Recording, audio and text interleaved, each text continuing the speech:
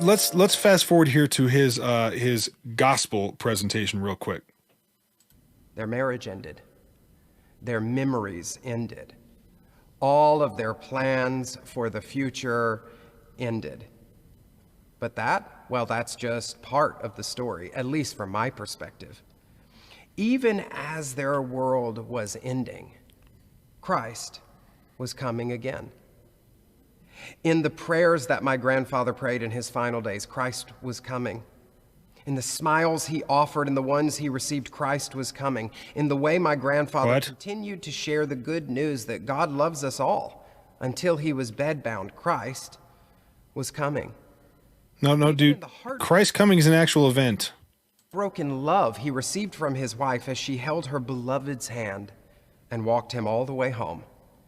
Christ was coming again. This is so bizarre. In moments of disintegration, it's easy to believe that God has nothing more to say to you, that God has taken a leave of absence. Nobody thinks that. But today you can be reminded that in the words of that ancient prophet, God is the God of both darkness and light. You see, for God, the whole universe is a cosmic delivery room over which the Creator is always whispering, push, push, push. And if you turn away or take a nap, well, you'll miss the grand reveal. So this is the sermon. This is the characterization of the gospel that was promoted and lauded by a Southern Baptist, former SBC president and visiting professor at an SBC university. This is atrocious. This is so embarrassing. Like I would say it's embarrassing, but is this not what we've come to expect from the SBC? Certainly, Big Eva SBC elites. They're all about social gospel, all about social justice and these kind of concepts, these very unbiblical frameworks for understanding the text and understanding the ministry of Jesus. So if you're facing the end of your relationship, or the end of your career, or the end of your youth, or the end of your dream, or the end of a life of someone you loved with your whole heart, then I hope you'll mourn with all you've got. But I also hope that you will receive the good news of today's gospel. No. There's not today's God. There is the gospel of Jesus Christ. And everything else, while we might call it good news, don't use the word gospel. He's deliberately doing this. He's deliberately doing this to try to twist the actual gospel of Jesus Christ, the biblical gospel, with the social gospel he's very clearly promoting here.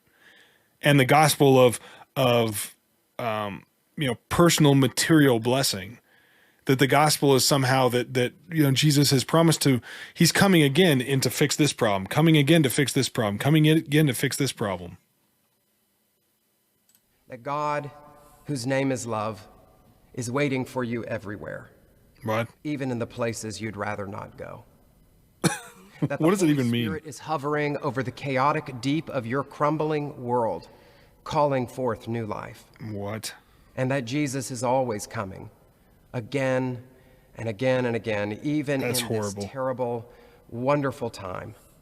So stay alert and keep watch, because you might just find yourself, even with a broken heart, staring out a window with wonder in your eyes, witnessing not just the marvels of human innovation, but the living God coming in the clouds of your ordinary life. Oh my gosh. Amen.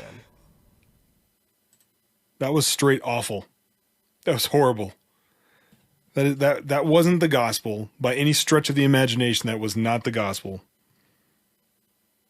And James Merritt is disqualified, absolutely disqualified for promoting something like that.